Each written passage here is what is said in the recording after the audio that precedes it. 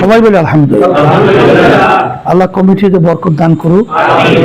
অনেকের হয়তো বা দায়িত্ব বিভিন্ন কায়দায় আসে নাই। ইসলামী সংগঠনের নিয়ম হলো পরামর্শ ভিত্তিক যেভাবে দায়িত্ব আসবে আলহামদুলিল্লাহ বলতে হবে। দায়িত্ব যেভাবে রাখা হয়েছে না আসলেও আলহামদুলিল্লাহ। আমি নিয়ম অনুযায়ী আমার দায়িত্ব আমি পালন করব, সেইভাবে আমার মন তৈরি করতে হবে। দায়িত্ব পাইলাম না, এই জন্য আমার মন খারাপ, বা অনেকে আমার চেয়ে উপরে গেল, অনেকে আবার নিচে গেল, এটা কিন্তু দুনিয়ামুখী রাজনীতি দলের একটা চরিত্র। এই চরিত্রটা আমাদের ভিতরে থাকতে পারবে না। আজকে একটা উদাহরণ দেই।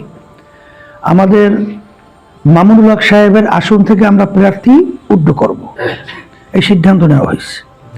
তো ওখানে আমাদের যে প্রার্থী ইঞ্জিনিয়ার মুরাদ সাহেব, সে কিন্তু অনেক আগ থেকে অনেক টাকা পয়সা খরচ করছে, অনেক কাজ করছে।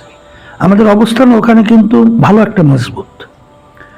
সেখানে কেন্দ্র থেকে আমাকে বলছে যে দেশীয়ভাবে ইসলামের পক্ষে, ইসলামের আন্দোলনের পক্ষে একটা ভাবমূর্তি বাড়ার জন্যে যদি এই সিদ্ধান্তটা নেওয়া হয় ভালো হবে।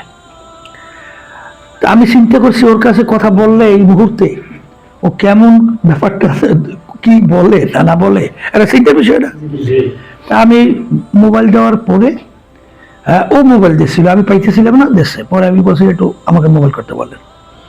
পাওয়ার পর আমি বলতেছি যে বিভিন্ন জায়গা থেকে এবং কেন্দ্রীয়ভাবে যে কথাটা বলতেছে, এখন আমাদের এই সিদ্ধান্ত আমাদের আন্দোলনের জন্য, ইসলাম দেশের কল্যাণের জন্য ভালো হয়, তোমার কি মত? করে হুজুর আলহামদুলিল্লাহ।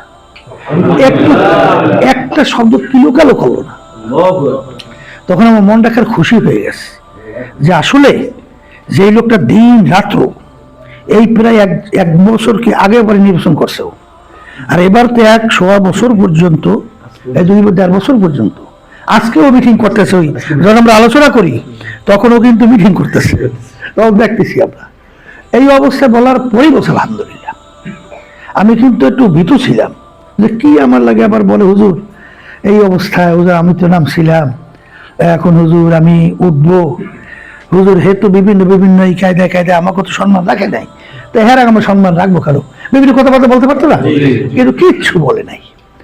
আমি এই কথাটা এই জন্য বলছি যে আল্লাহ রহমতে ধরো আমি কোনো প্রার্থী হইনি, হয়েছি এখানে আমার এমপি হওয়া, মন্ত্রী হওয়া আল্লাহর রহমতে, এই ধরনের একটু কিঞ্চিত আমার ভিতরে আল্লাহর রহমতে আশা, আকাঙ্ক্ষা, উদ্বেগ, উদ্দীপনা, আগ্রহ নাই।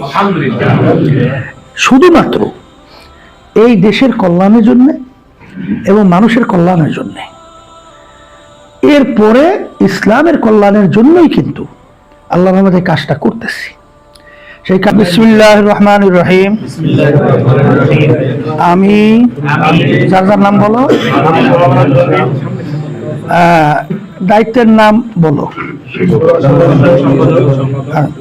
ইসলামী ছাত্র আন্দোলন বাংলাদেশ সরমনা ইউনিয়নের যার যার দায়িত্ব বলো, যার যার দায়িত্ব। হ্যাঁ, মনোনীত নির্বাচিত হয়ে আল্লাহ রাব্বুল আলামিনকে সাক্ষী রেখে ওয়াদা করছি যে আমি ইসলামী ছাত্র আন্দোলন বাংলাদেশের মূল লক্ষ্য হাসিল কর্মসূচি বাস্তবায়নে সর্বাত্মক প্রচেষ্টা চালানোকেই আমার জীবনের সর্বপ্রধান কর্তব্য বলে মনে করব। আমি ইসলামী ছাত্র আন্দোলন বাংলাদেশের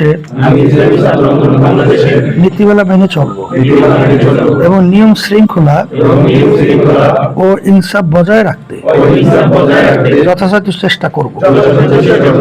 আমার উপর অর্পিত দায়িত্ব আমানত যথাযথভাবে পালন করব। আমি দেশে ইসলামী শাসন প্রতিষ্ঠা ও সংরক্ষণের লক্ষ্যে আজীবন ইসলামী আন্দোলনের সাথে সম্পৃক্ত থাকবো।